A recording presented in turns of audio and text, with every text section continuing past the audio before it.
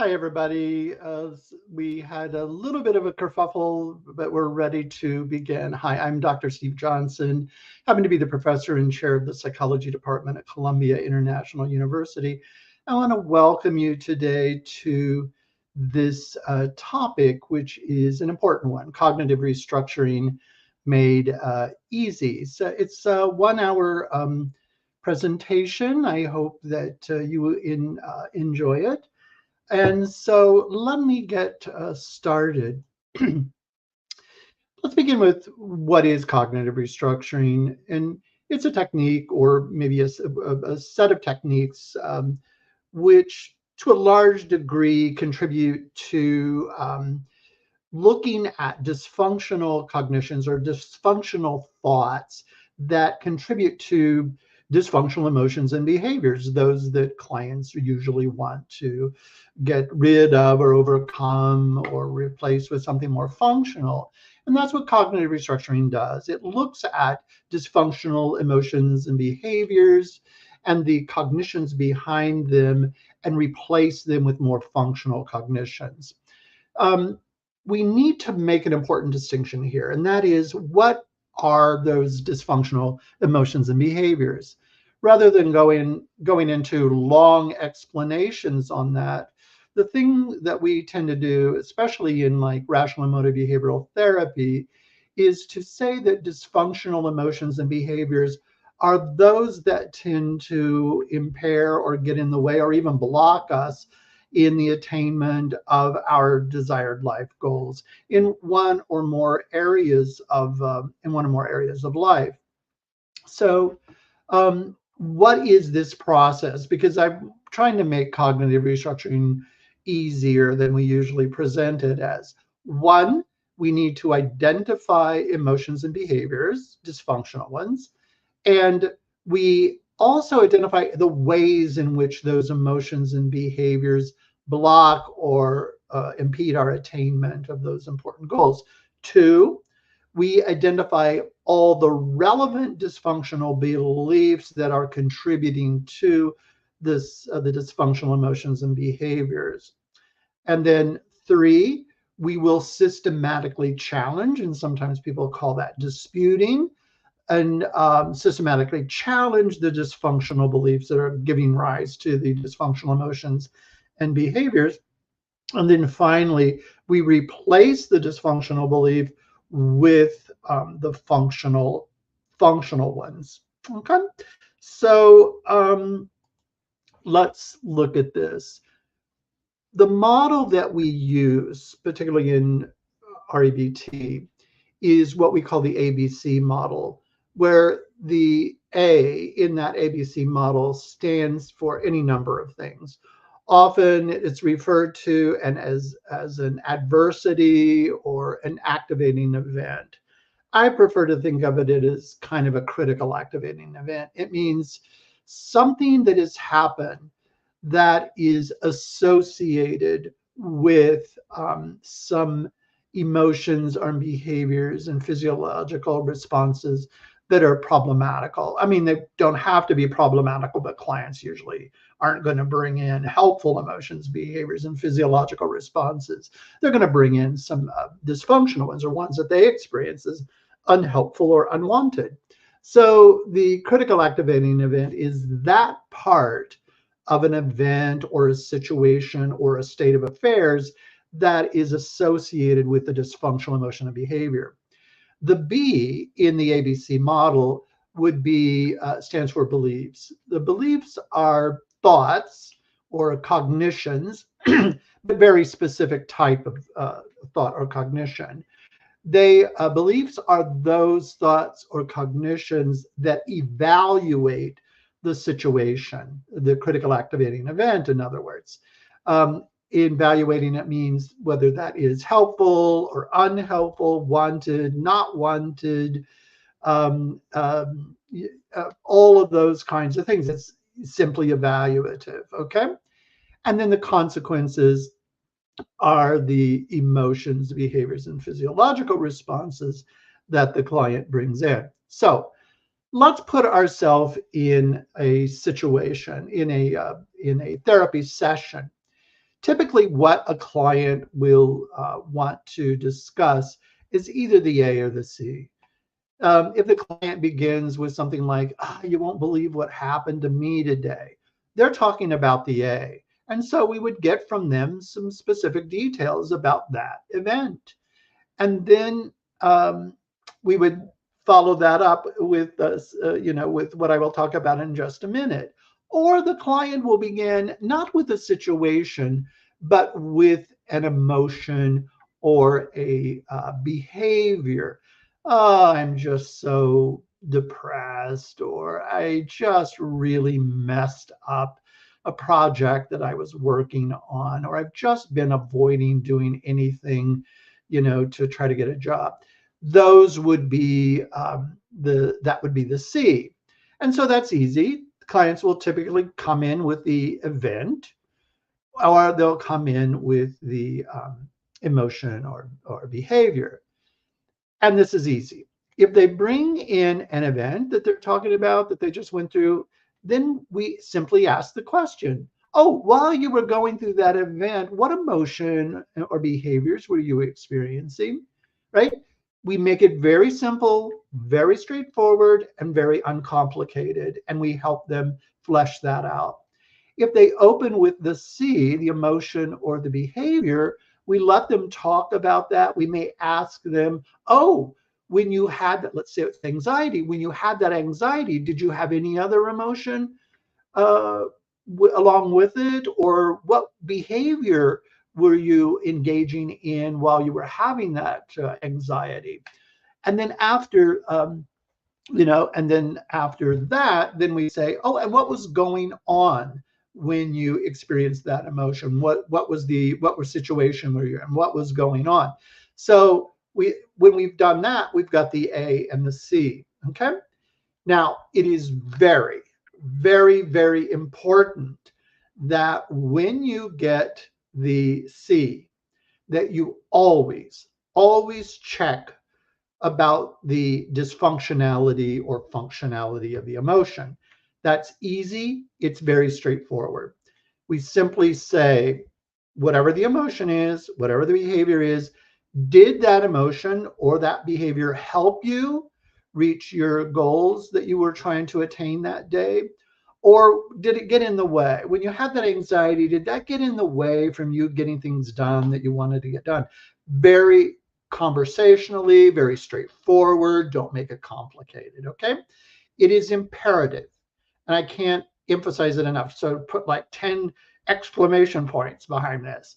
It is imperative that you always check, always assess for the dysfunctionality of the emotion and the behavior. And that's the ABC model, okay?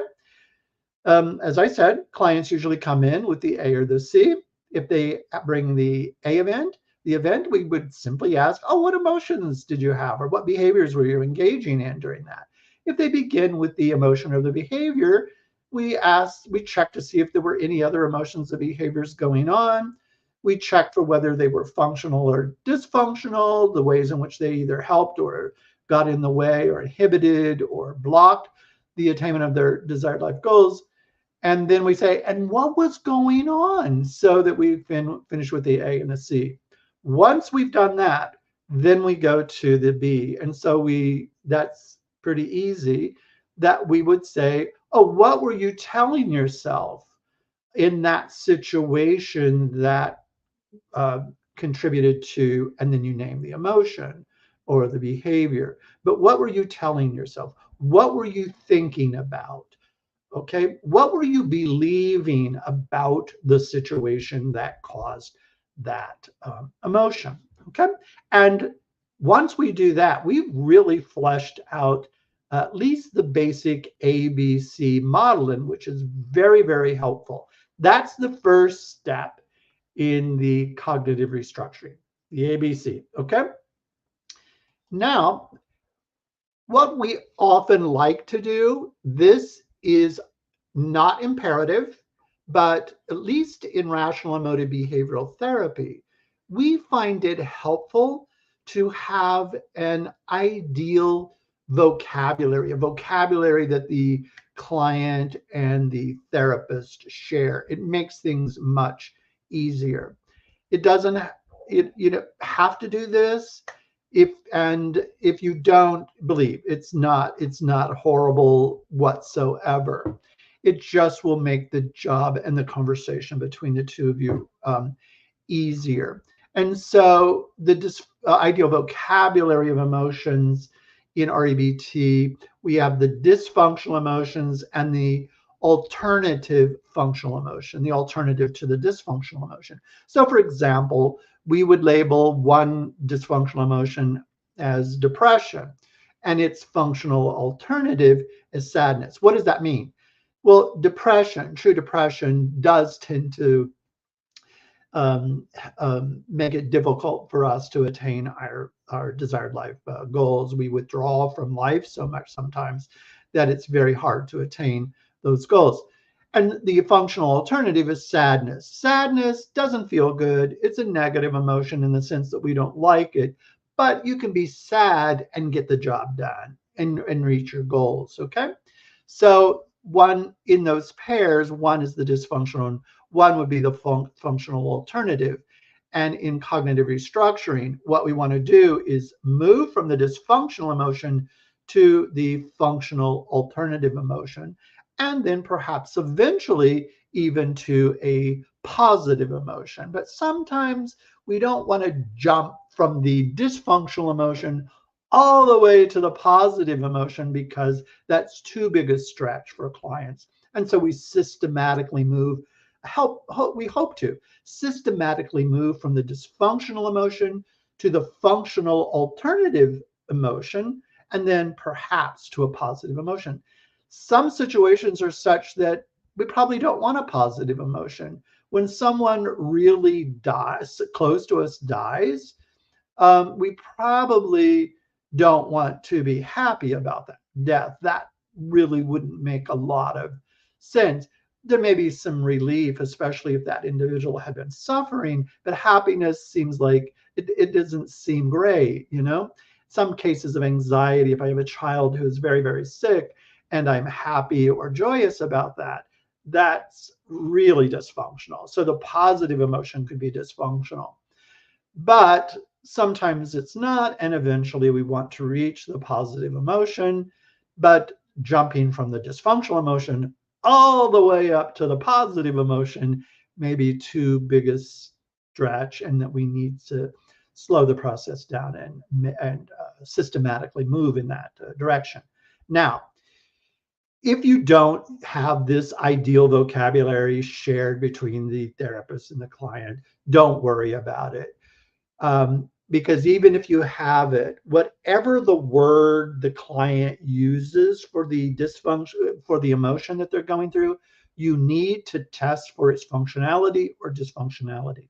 And remember, the way that we test for the functionality or dysfunctionality of the emotion that the client identifies or labels is we ask the client whether when they have that emotion that is helping them to reach their desired goals during the day or their desired life goals. Okay.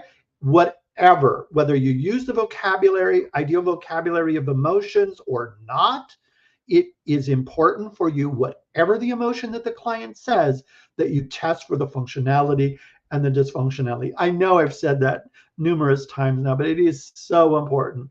Underline it, laminate it, put it on the refrigerator, because this is so, so important when we're working with the client. So I want to make say a last word on the functionality or dysfunctionality of emotion, because this is such an important point, and often we therapists kind of forget it, or we just kind of mess that up. I know I did, and it just took a while for me to kind of grasp what this meant, and then I realized the value of it. A lot of times therapists and clients, or just people in general, think that it is the intensity of the emotion that determines the functionality or dysfunctionality of the emotion. But that's not the case. because the functional alternative emotion could be really intense. So, for example, we just looked at depression as the dysfunctional emotion and sadness as the functional alternative emotion, right?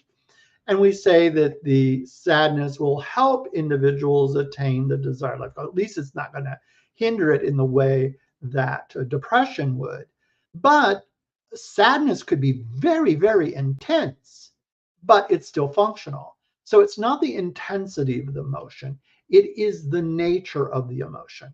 And if the nature of the emotion is that it gets in the way, it's dysfunctional. Okay. So don't think that, um, well, this is so important because in cognitive restructuring, the goal is not to decrease the intensity of a dysfunctional emotion, but to replace it. That is so important. I want to say that again. In cognitive restructuring, the goal is not to decrease the intensity of the dysfunctional emotion, but to replace it. For example, if the client is presenting with depression and it is really getting in the way of them just getting life done, reaching the daily goals, we don't want to decrease the intensity of the depression, right? Because it's still getting in the way. We want to replace that with a functional alternative emotion that will not hinder their attainment of desired life goals. Okay. So the goal is not to dial down the intensity, but to replace the dysfunctional emotion with the functional one. Okay. And I just gave the example that if the client is experiencing depression, the goal is not to decrease the intensity, but to replace it with sadness. That's very interesting. People go, well, why would I want to be sad? Because sad doesn't feel good. It's a negative emotion. Yeah, that's true. Negative emotions can either be helpful or unhelpful, functional or dysfunctional. Sadness is a helpful or functional negative emotion. Negative and it doesn't feel good.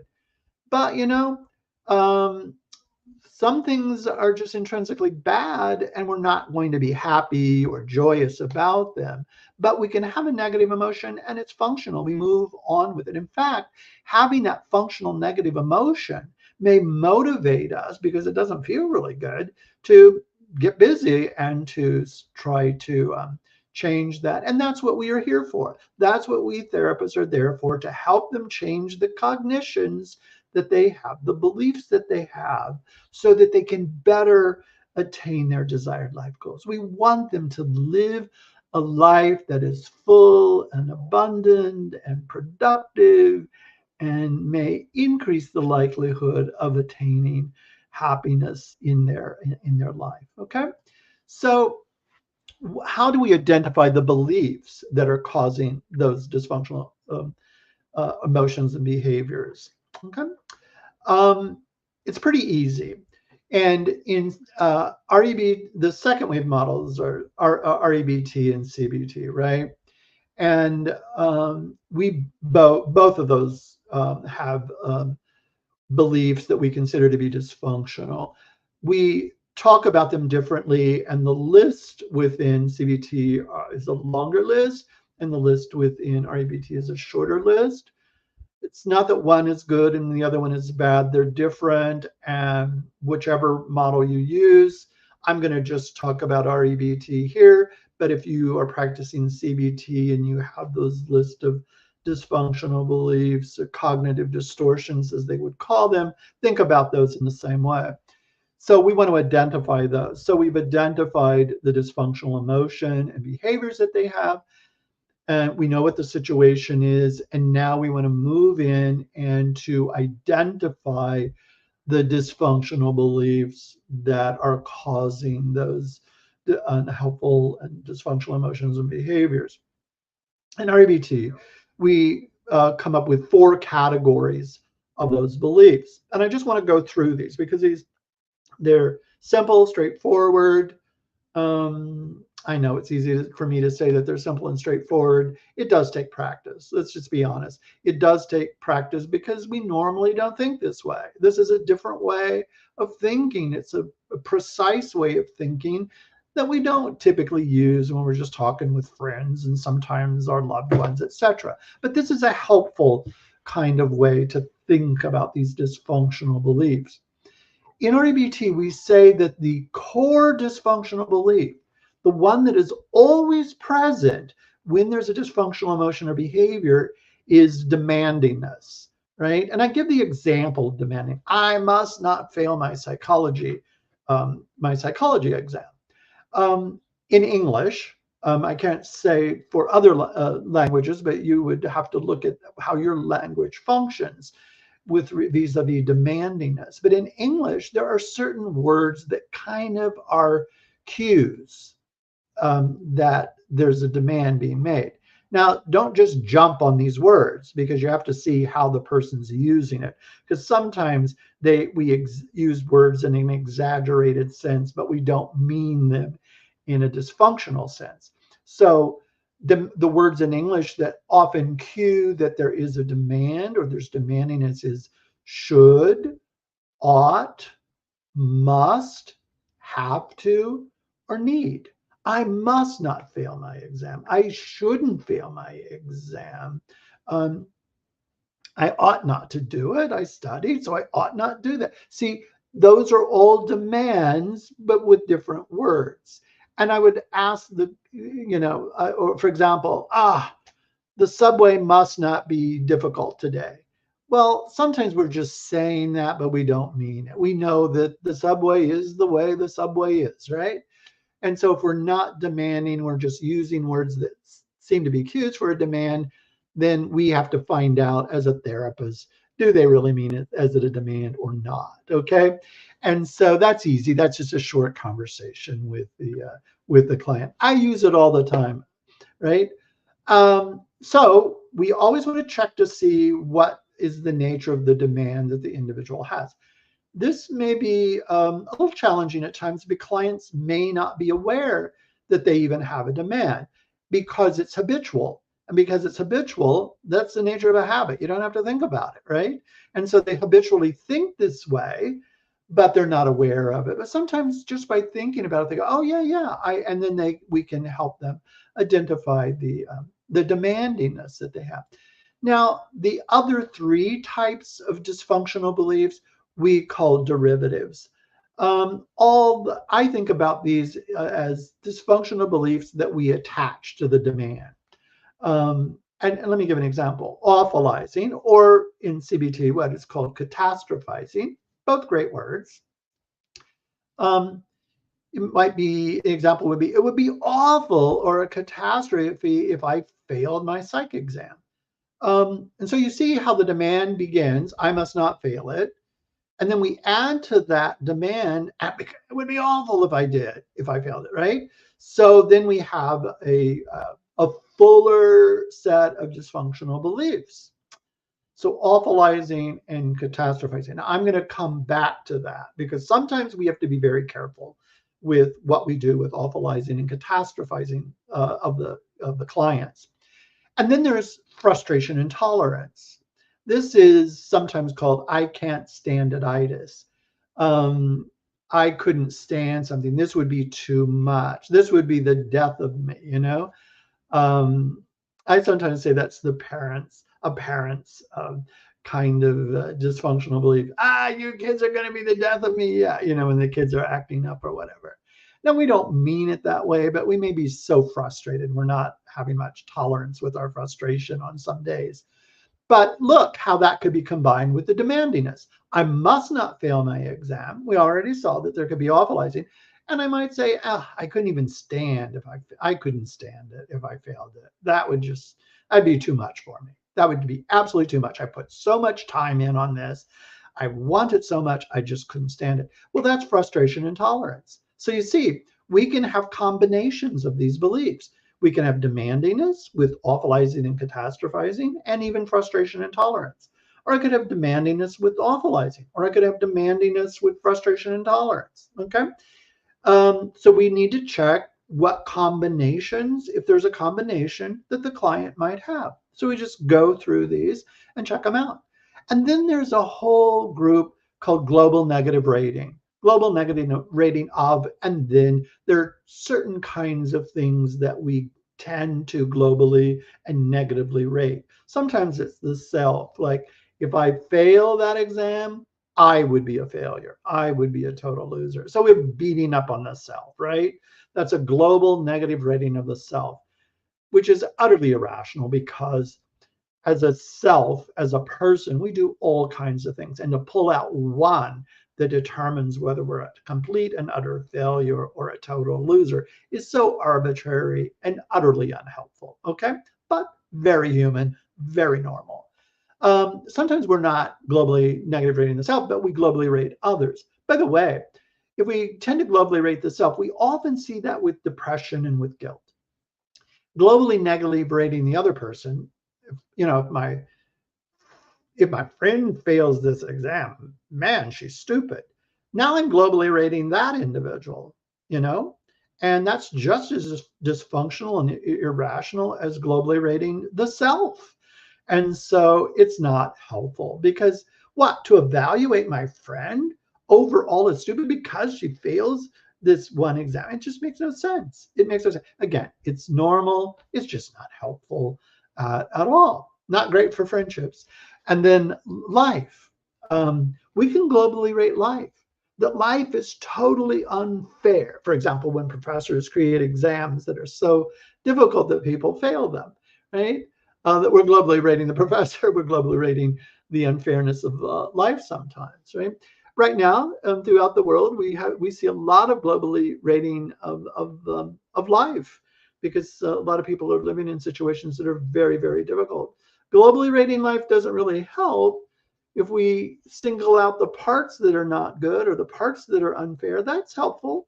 But if we globally rate all of life, you know, and we really, really believe it, that can be quite dangerous for us because we often see that in individuals who are suicidal, etc. You know, they just globally rate life.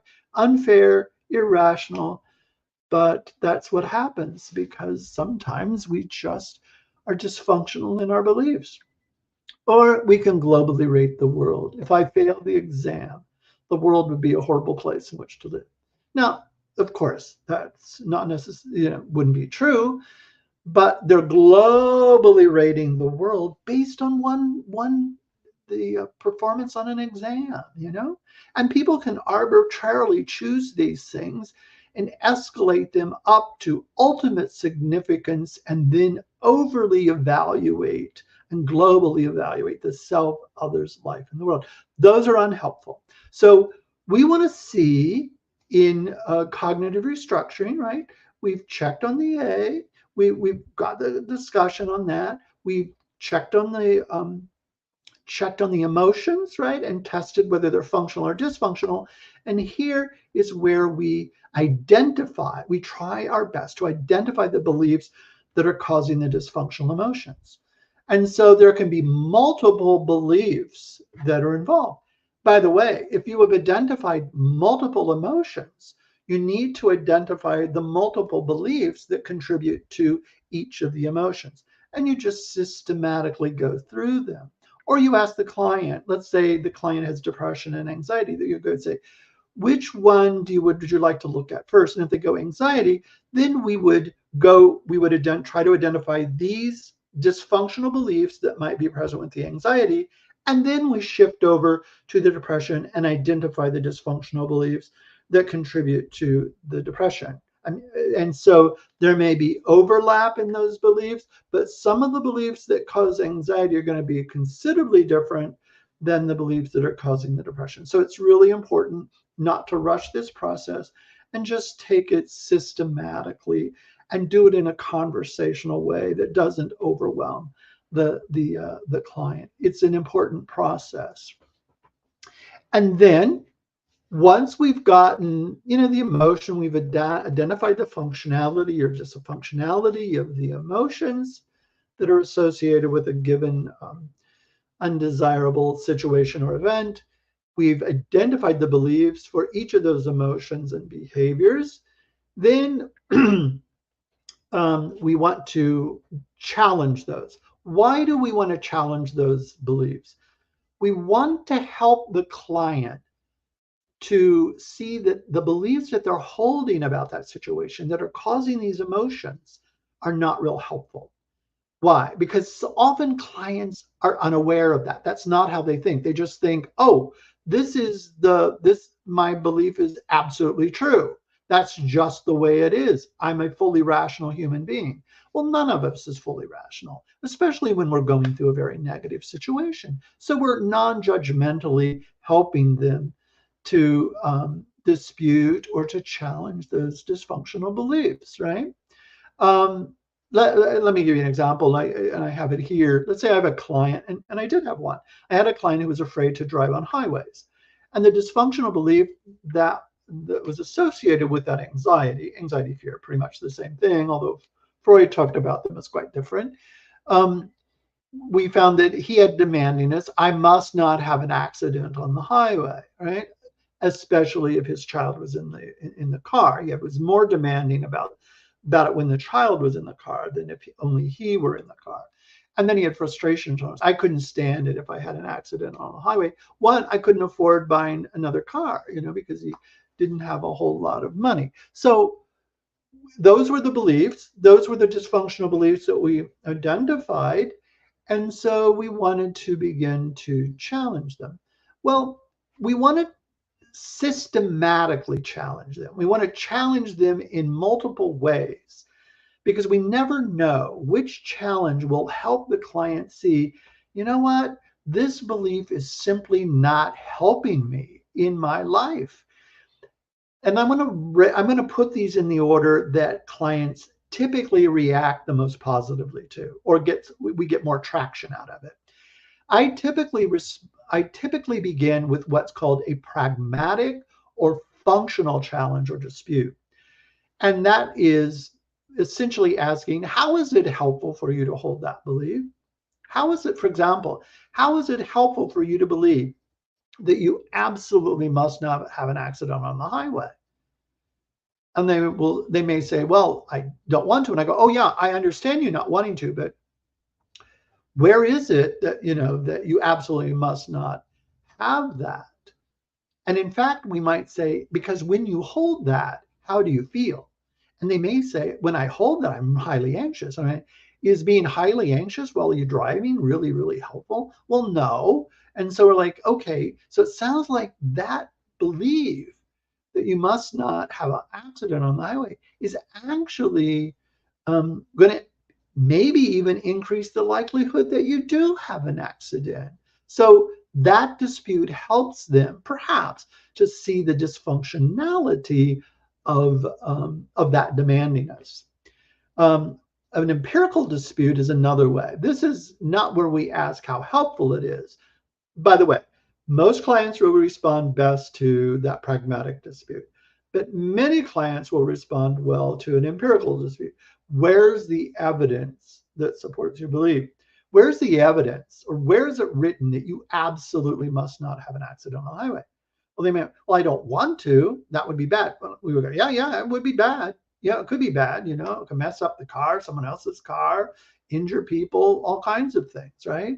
But where's the evidence that you must not have an accident on the highway? Well, there's no evidence. Where is it written? Well, it's not on the back of the 10 Commandments or anything like that. So they realize that the only place that it's really written is in their head. And is that helpful? Is that there's no real evidence for that? There's no evidence for anything that's dysfunctional. There's evidence that you wouldn't like it. There's evidence that it might not be pleasant, but there's no evidence that absolutely must not happen. Accidents happen all the time, despite whether we're driving great, horribly, or whatever. And then there's what we call the friendship dispute, which is really helpful. The only time we tend not to use a friendship dispute is with the emotion anger. And I'll talk about that why in a minute. The friendships dispute would be, what would you say to a friend who held your belief that they must not have an accident? And what would you say to a friend who believed that they would be a loser if they had an accident on the highway? Would you say to them, yeah, I've been meaning to tell you, if you do have an accident, you're a total loser. In fact, I don't even want you as a friend. Well, of course, you're not going to say such a thing. But why wouldn't you say that to a friend? Because it would not be helpful, right? It wouldn't be polite. It wouldn't be helpful. Well, then why are you doing it to yourself? Why are you putting yourself through this? Do you live by different rules of the universe than your friend does? And so, they often see that they're being really harsh upon the self, and in a way that they wouldn't be harsh with a friend. Now, if the individual has anger, we won't use a friendship dispute, because the trouble with anger is that an individual who has anger, really strong anger or rage, focuses not on whether it's helpful, not whether there's evidence, but they tend to focus on something that's not real helpful.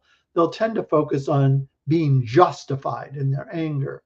And so they will think that, yeah, well, the friend would be justified too. So we do not use the friendship dispute with anger. It tends not to help and can actually reinforce the rage.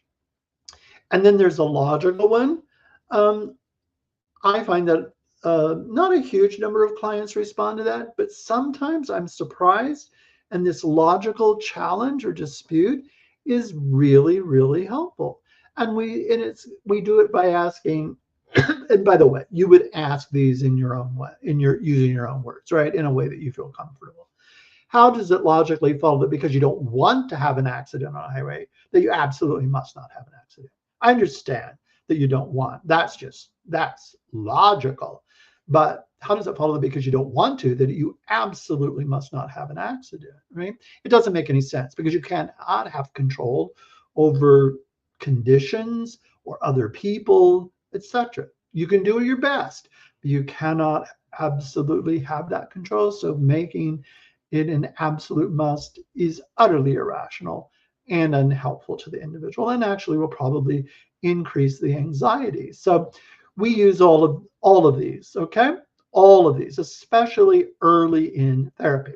So we've we're down the road on the cognitive restructuring, right? We've got the A, we got the emotion, we've tested the functionality of the emotion, and then we've also identified the beliefs, and now we challenge those beliefs.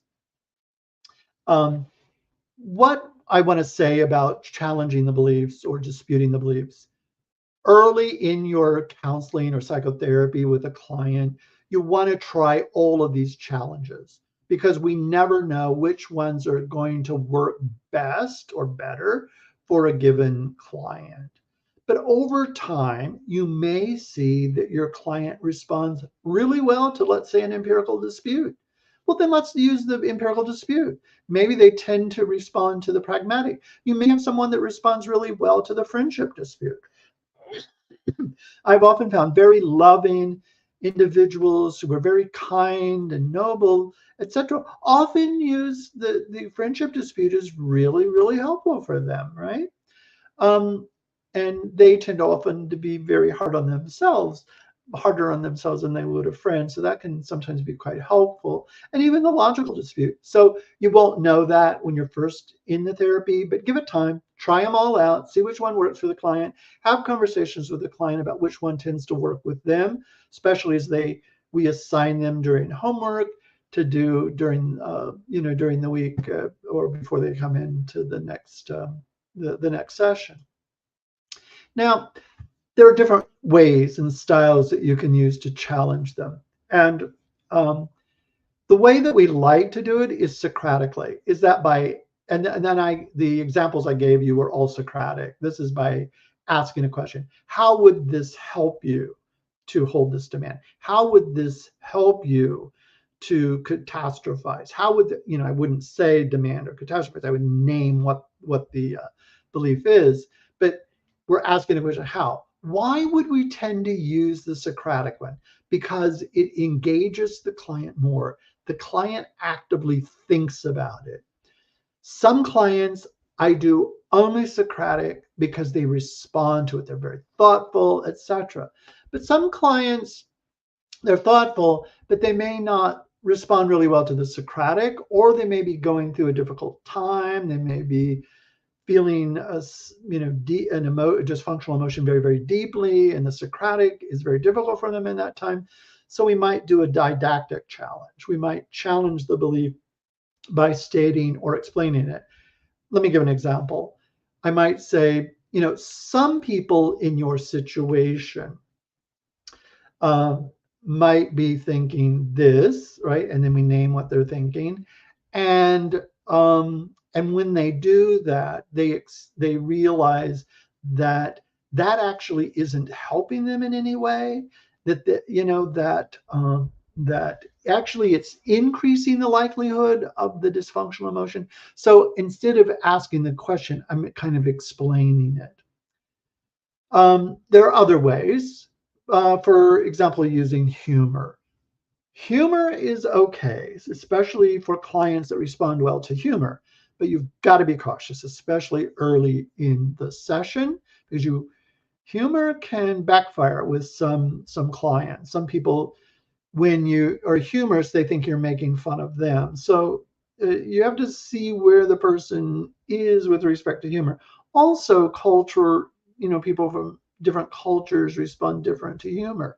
Um, I've found sometimes things that I say in the U.S. that are humorous were not really helpful when I was talking to individuals from other countries, right? So I would have to adjust that. And then the other one is sometimes even telling a story, a metaphor. Sometimes when I'm working with religious clients who have this holy book that they believe in, I will use stories from that book, and then they go, ah, yeah, and it's easier then because it's put on someone else and not on them, right? And then they can see themselves in the story. We can discuss it, etc., and it doesn't feel so personal. And it can be, it might get over some of the resistance there. So these are different ways to do it. I usually like to try the Socratic because I get more engagement with the client. But if it's not working, then move to some other forms. Okay, so we do have some options there when we are working with the client. By the way, in a few minutes, and if you have comments, feel free to make the comments, and I will take some time to respond to those comments if you have them. So you can begin now, and I can respond to them in a few minutes when we've reached the end of the webinar. But we have a few more minutes. Now we've reached the last part of cognitive restructuring, right? We have identified and challenged those beliefs, but now we want to replace the dysfunctional belief with a functional belief. So let's go back to the category of dysfunctional beliefs. Remember, the core dysfunctional belief is the demandingness, which in English is typically cued, or a clue is the words should, ought, must, have to, need. And we want to replace demandingness with a functional kind of belief. Well, what would be a functional kind of belief? Well, instead of demands, have preferences. And preferences, at least in English, usually have a whole different set of beliefs, a whole different set of words within them. Like, I would like, I prefer, I wish, I want, I desire. See, those are quite different than should, ought, must. Because when we're demanding, we have the should, ought, must, and the world doesn't correspond to our demand, we set ourselves up for emotional disturbance. Whereas if we go, I would like, I wish, I want, I hope, I desire, even strongly wish and want and hope and desire, you know, we may be disappointed, but we're not really highly disturbed when we hold on to preferential language. I think of demandingness as, really clinching that belief, and preferential language as more open, and doesn't set us up for so much disturbance. So we want to move them to desires rather than demands if we can, right? And the desire would be grounded in the client's values, which is tremendously important. Okay. Instead of awfulizing and catastrophizing, we want to replace that kind of dysfunctional belief with acknowledging the negativity of the event. We want to help the client see that while it is negative, while we don't want it, we don't desire it, we wouldn't wish it on anybody, okay? That it isn't awful in the sense of negating all meaning, purpose, or potential happiness. Now we have to be careful because clients sometimes don't use the word awful that way.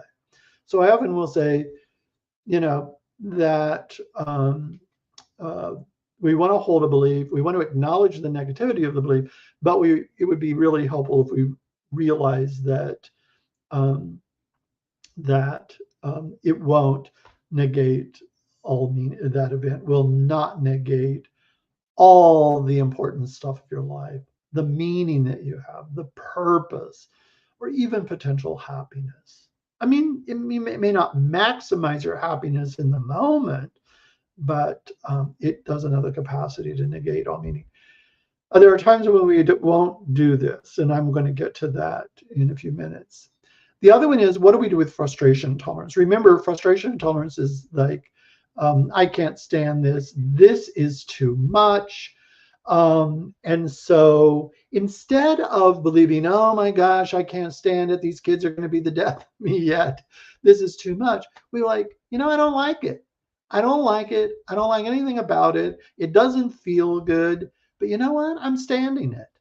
I'm not dropping dead. Nobody's having to do mouth-to-mouth resuscitation on me. I'm getting through life. I may not be in my A game, but I'm doing okay. I'm doing as, best I can. That's frustration tolerance then, not instead of frustration intolerance. But if you believe you can't stand something, then how do you end up feeling? You get, you often this is associated with anxiety, high anxiety, etc. Maybe depression or something else, right? You may just shut down. But by the way, success in life has been associated and correlated with high frustration tolerance, being able to, handle frustration, success on the job, success at university, kind of success in relationships, etc. Because being in a relationship at times can be frustrating. Having children, having parents, all of these things can be frustrating at times. But if we can begin to tolerate that, it doesn't feel good sometimes, but realize, I'm going to get through this. And getting through this actually helps me become a better character, etc. What about how do we replace the global negative rating? This one is the goal of, I see this as one of the major goals of psychotherapy. And that is to replace global negative rating, right, with unconditional acceptance. Unconditional acceptance of what? Well, remember, there was global negative rating of self. Instead of that, we want unconditional acceptance of self. There was global negative rating of others. Instead, we want unconditional acceptance of others. Global negative rating of life, unconditional acceptance of life, etc., of the world. Now, we need to explain this when we're talking to clients because they will think that if acceptance means that I'm saying it's okay. No, we're not. We're saying accept that it is the way that it is right now. Accept that it is the way that it is. Once we accept it without disturbing ourselves too much about it, we are better able then to do what we can to try to change it as best we can. No guarantees that we can make the change, but it's more likely if we accept that that's the way it is right now. It was Carl Rogers who was saying at the beginning, several people, several famous philosophers and psychologists said, changing life begins with the acceptance of life and acceptance of the self and others. Okay. So, but this is going to be challenging for some clients and they may push back on that. And I love it when they do, because then that increases the likelihood that we can talk about it. But here's what we mean by unconditional acceptance.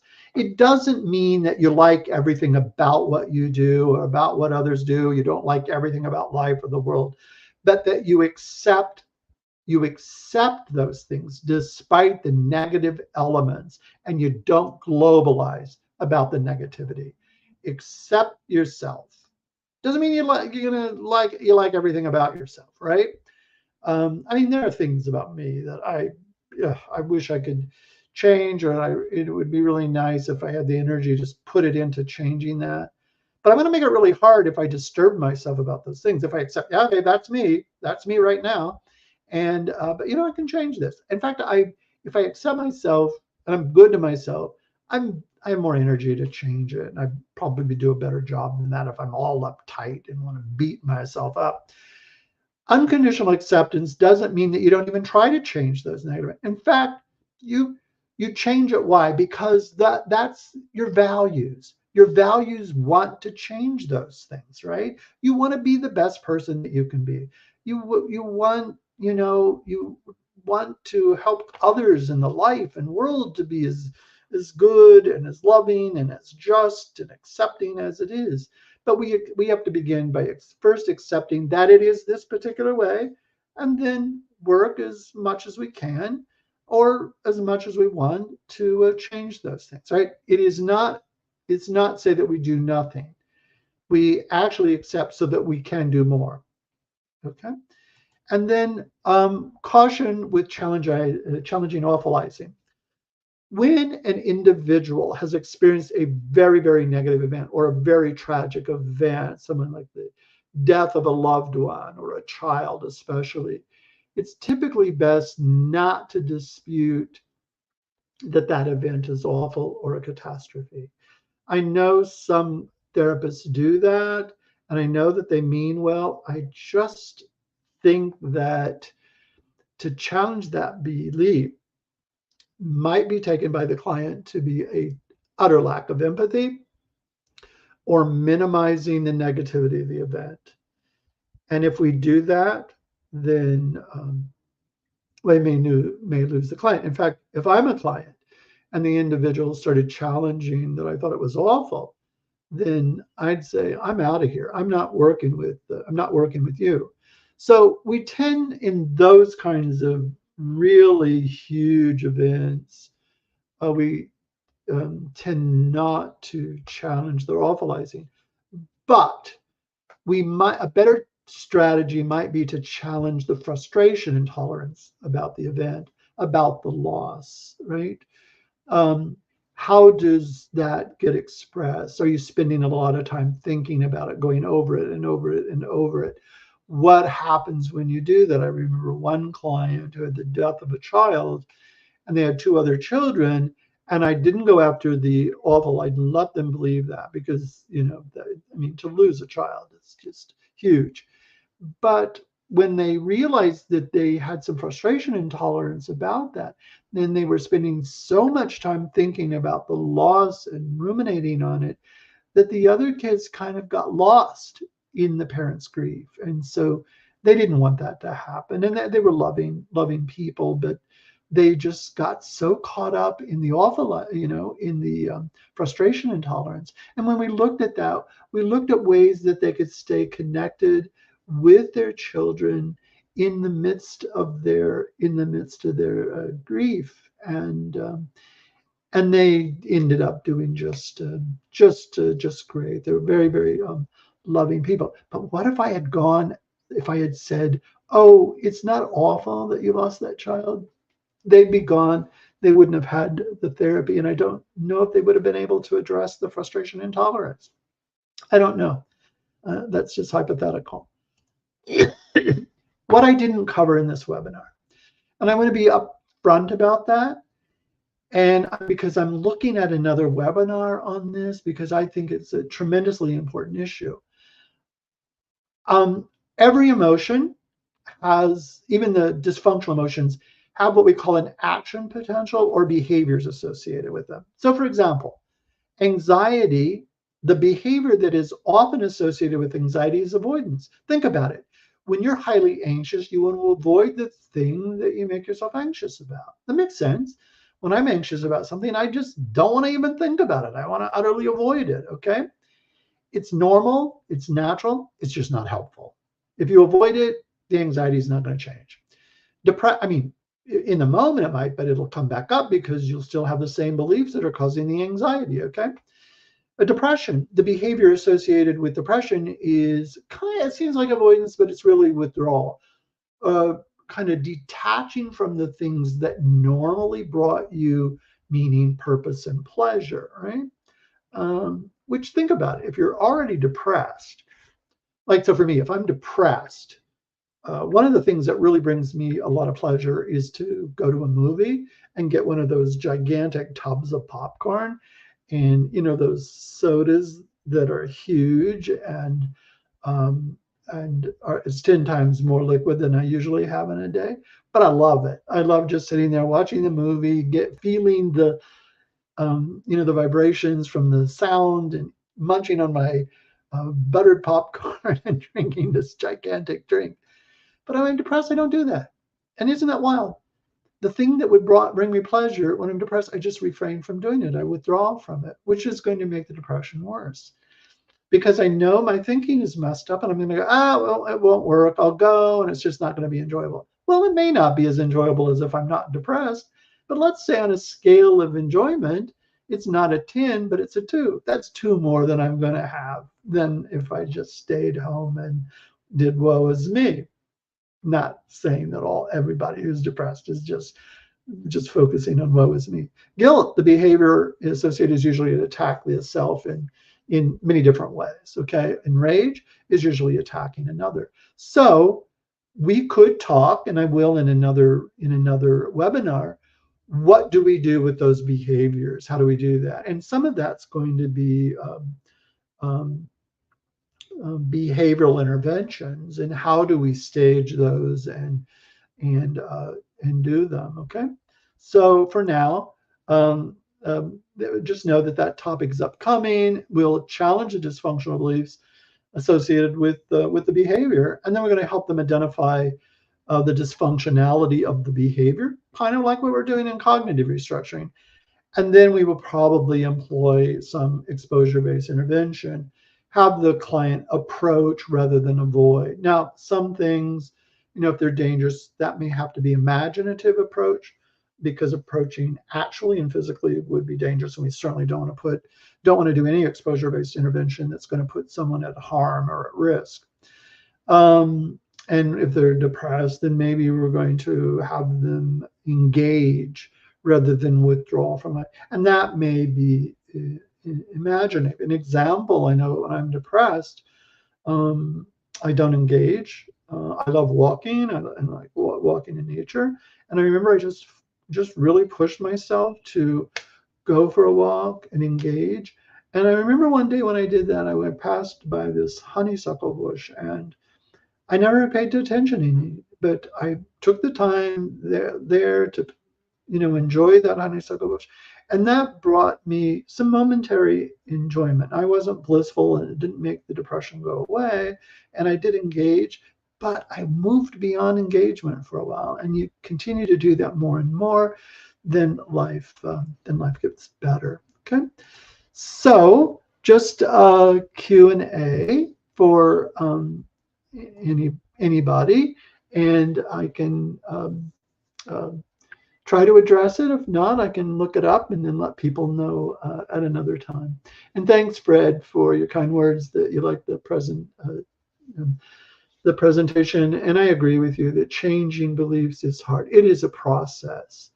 And I think your question is really good. What can clients do every day to challenge their beliefs? There are some great worksheets. If you contact the Albert Ellis Institute in New York City, they have self-help forms. And on the self-help forms, there are things, it'll give them some structured ways to challenge their beliefs, and then things that they can begin to replace those beliefs with, so that they experience some more enjoyable emotions, some that may still be negative, but they're going to be functional and negative. Um, Also, one of the things I like to do with the client is, and this has also been used in Smart Recovery, which is an REBT-based recovery program. They have what's the HOV, the hierarchy of values. And then if we have the hierarchy of values, the client, what's important to their values. And by the way, Smart Recovery has videos on this. If you go online and just look for Smart Recovery, and it'll cover the hierarchy values and give you worksheets. And then you look for each of those values that are really important. What would be a behavior that they could engage in to do that? And then also to break that down, like I like yours. You said like going to the gym. What can motivate a client to do? Often, what motivates is um, being connected with your values. Some interesting research that I really, really like about motivation. Sometimes when we see something that's huge, like going to the gym and exercising, right? That's not a pleasant thing for me. I mean, there are some activities that I like, but usually it's running or walking or something like that. But going to the gym would probably not be uppermost on mine. But there was research that looked at a couple of different groups, and they were both looking at pictures of mountains, the very same mountain. You know, what I would call generally a steep mountain. One group, the individual looked at that mountain alone. The other group, the individual looked at that mountain with someone present with them. An amazing thing happened. Same picture, same mountain, same steepness of the mountain. Those individuals who were alone saw the mountain as taller and more steep than those who viewed the mountain with someone else. Okay? So even our perception of something is more adaptive and helpful if we are connected with other individuals. But that's what we are. We're tribal animals, right? And so to be connected with individuals might be helpful and builds friendship and does all kinds of good things. So hierarchy of values, maybe connecting with people, etc. I did that when I did go to the gym, and I got a trainer, and I liked the guy. It was really nice. So he and I would talk. We were about the same age, had about the same number of kids, and he was interested in psychology. I wanted to, um, and help do a better job with my diabetes. And so it was great. I really, really looked forward to working with him. So those are a couple of kinds of things. The other thing is to know what behavior that the client engages in or what we engage in. If we tend to avoid, then we might say, okay, what's one step that we can take that would move us away from avoidance to engagement? If we withdraw, what's one thing that we could do that would have us move toward engaging rather than withdrawing? So just a step, just one step at a time. Really good question. Anyone else? I apologize. I've gone over time. I would love to hear from you. And so I think that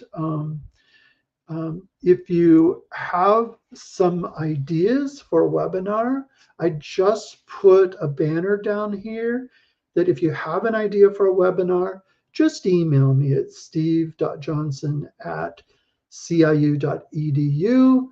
I check my email rather frequently, and I will respond. I do have one coming up. I think it's on trauma, and so keep a look at that one. And I thank you all for taking an hour off of your day to join me. Thank you so much, and have a great day, everybody. Bye-bye.